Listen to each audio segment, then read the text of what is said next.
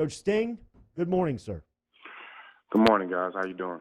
Doing okay. It is. It seems like right now, and your voice kind of seems like where O was 30 minutes ago. Just down, beat. Where are you right now when you look at this LSU team for as much as you have invested into this team and kind of look at the program as a whole right now? Well, I mean, it's a lot going on. I mean, no one knows what's really truth and what's not. You know, the bottom line is that we didn't see any of this coming. I don't think anybody would anticipate the fact that we would be where we are right now with our record, with the quality of play on the field, with the off-field things and players leaving, and it's just it's it's not what anyone expected, and I know I didn't expect this. So it's just get through this year.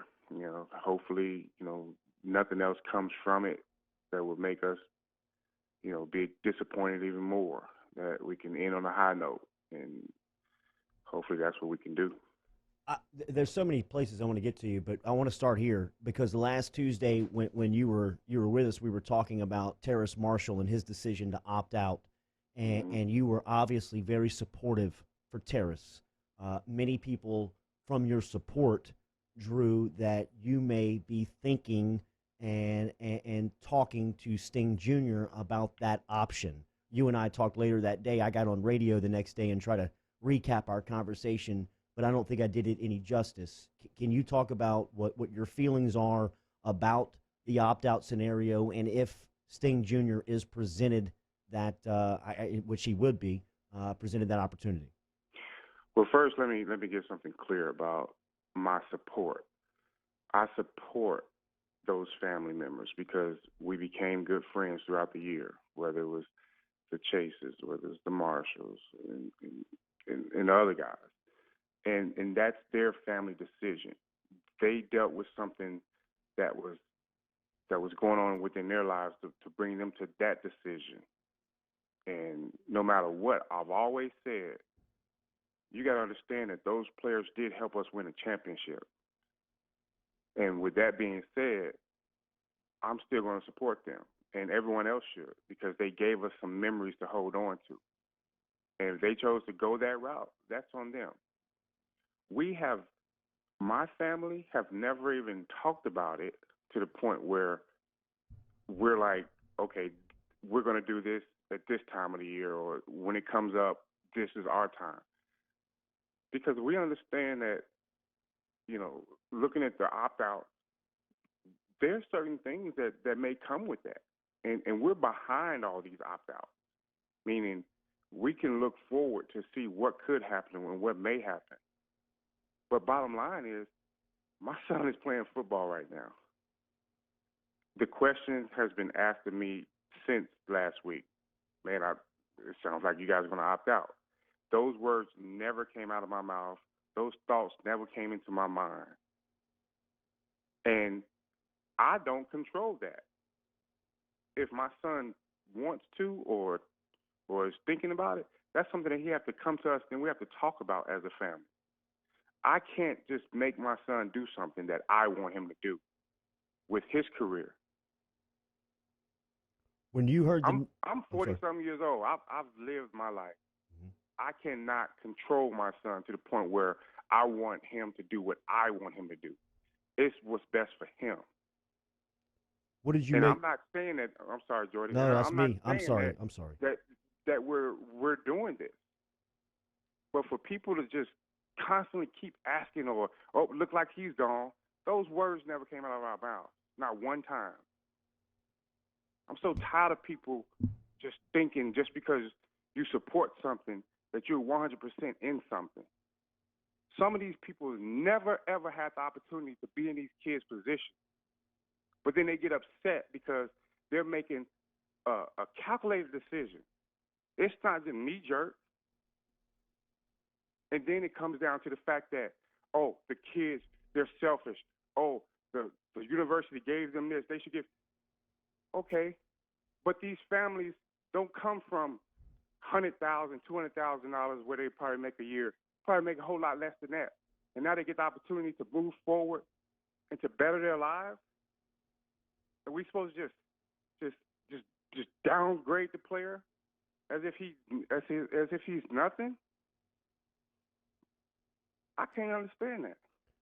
Passion. And I'm tired of it. I'm really tired of it. Passion here on this Tuesday morning from Derek Stingley Sr. As we always appreciate his time and his thoughts. Do you feel because I'm with you on like Terrace Marshall, Jamar Chase, all these cats. These are decisions that have an underlying logic that make a lot of sense to me.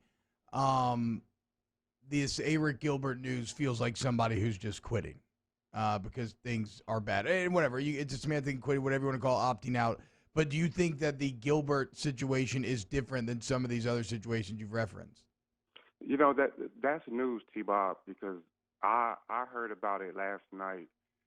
I got a phone call from someone that asked me if I knew about it. I didn't know anything about it. And I asked Derek about it. He just said, well, Dad, he wasn't at practice today. I don't know what's going on.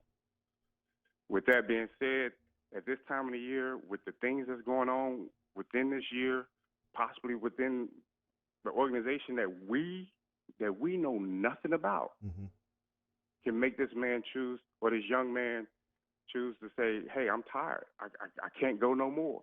Maybe his body is hurting. If that's the case, then stay on the team, get treatment, get better. But if it is the fact that he's opting out and he wants to move on and leave, then by all means, do what you have to do. Yeah. But is it quitting? I mean, he's not finishing. Yeah. Right. I mean, I agree. If I was his teammate, I'd be done with him. So I mean, call it what you want it. Like the others are a business decision. This is different. Sorry, go ahead, Jordan. What did you make of Saturday night? It wasn't easy to watch. I thought effort was there. I just wish that we could have done more to possibly give different looks to just make the quarterback think twice before where he's going to throw the ball. I thought that we gave them too easy of a looks. I think every now and again we did some things where he didn't like that look and he threw somewhere else, but we needed more of that. I get it. Everybody wanted Derek on Devontae. Everybody wanted, to see the matchup, but you still have to play coverage at some point to where, it's just not taking candy from a baby at times. And I thought offensively, we had a great drive early in the game, and I thought we had another great drive with John Emery scoring and things like that. But at some point, we just got to be.